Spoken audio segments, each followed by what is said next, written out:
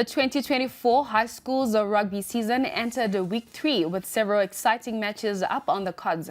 The headline match saw Peterhouse boys beat Falcon 2012 in Marondera.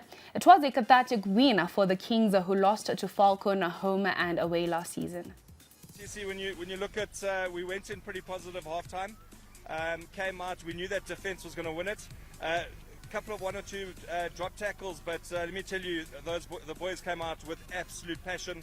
You know, the amount of just what we were putting pressure that we were putting on these guys was immense, and obviously then quick turnovers, getting the ball to Shama, scoring a fantastic try, and just really edging us to that 20 points to 12. But I've got to say as well to Dorsey and to his team, they came back fighting.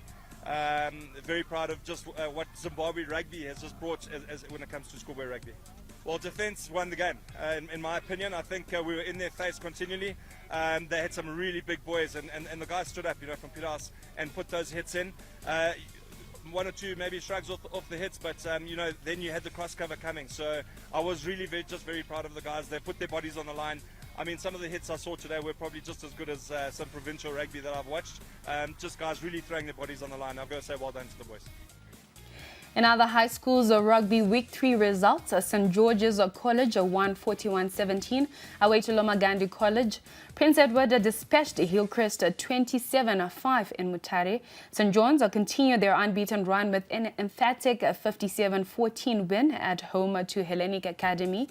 Eaglesville edged CBC 20-15 and Carl College stunned Watershed 20-15. The Zimbabwe women's A side made it 3 wins out of 4 at Kwibuku Women's T20 International Tournament in Uganda with an 89-run win over Cameroon on Monday. The developmental Lady Chevron side batted first, posting 174 for 2 in 20 overs. Kellis Ndlovu top scored with an unbeaten 98, while beloved Biza had 29. In reply, Cameroon were restricted to 85 for 8 and 20 overs. Michelle Mavunga was the peak of the bowlers with 2 for 13, while Kudzai Chugora had 2 for 19. The Italy-based Warriors defender became the latest player to join the Warriors camp in South Africa after linking up with the rest of the squad in Johannesburg on Monday. Zemura arrived a day after the initial batch of local and foreign-based players arrived in Sandton on Sunday. He had stayed back in Zimbabwe to launch his Jordan Zemura Academy over the weekend. Still with the Warriors, a Turkey-based defender, teenage Habede, is set to join the Warriors camp in South Africa on Tuesday. The defender has been excused from the first few days of camp to allow him to finalize a contract with his new club. Habede is a free agent after his short-term deal with Turkish Super League side Tumazan Konyaspor ran out at the end of last season. Moving on, and still with the Warriors, a UK-based midfielder Brandon Galloway is set to miss the Warriors' 2 FIFA World Cup qualifiers against Lesotho and South Africa after he suffered a recurrence of an injury and has had to undergo rehabilitation.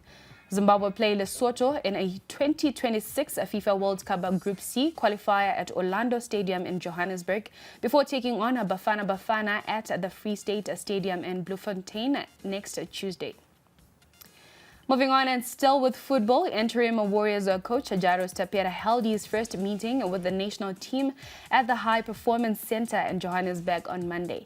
Tapera was thrust into the Warriors' hot seat 10 days ago and has been tasked with continuing the Warriors' bid to qualify for the 2026 FIFA World Cup to be hosted by the United States of America, Canada and Mexico. Now here's Tapera speaking during the Warriors' first training session in Johannesburg. Very grateful for the appointment, and it's not only for me, for you and for Zimbabweans, and it is going to be very crucial for us, a very important week for Team Zimbabwe, for everybody involved. I think, as you can see, it's our first feel of the same team together.